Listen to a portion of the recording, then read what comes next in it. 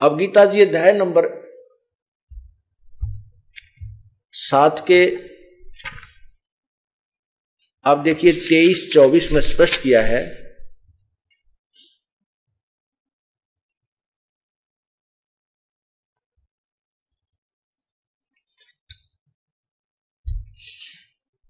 श्रीमद् भगवत गीता इसके अध्याय नंबर ये 7 है और श्लोक नंबर देखिएगा 23 है। इसमें क्या लिखा है, नीचे देखिए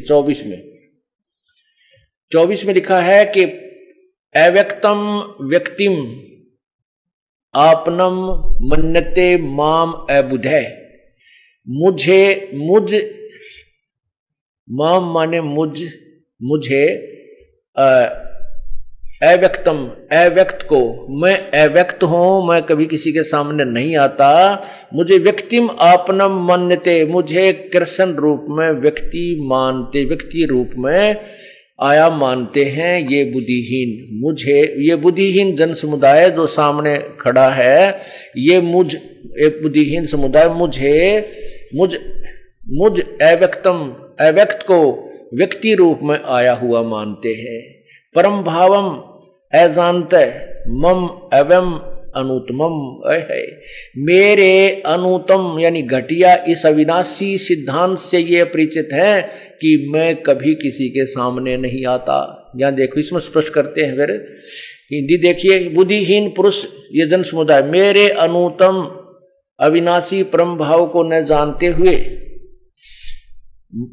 ये अव्यक्तम इसका अर्थ है मुझ इंद्रियों से परे, मन इंद्रियों से परे मुझ सच्चिदानंद घन परमात्मा को मनुष्य की भांति जन्म कर व्यक्ति भाव को प्राप्त हुआ मानते हैं। मुझे कृष्ण मान रहे हैं, मैं कृष्ण नहीं हूं। 25वां देखो, कहते न अहम प्रकाश सर्वस्य योग माया समावर्त।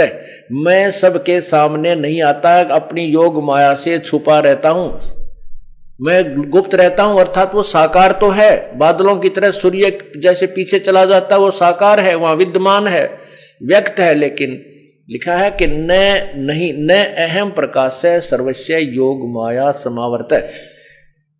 मूढ़ ये मूर्ख लोग, ये मूर्ख जन, अयम मूढ़ ये मूर्ख जन समुदाय न अभिजानत लोक माम अजम अवम। मेरे इस मैं जो किस प्रकार अजर अमर हूं, मेरे न जन्म लेने वाले भाव को नहीं जानते। ये देखिएगा, ये निकेदार अनुवाद है इस 25वें श्लोक का।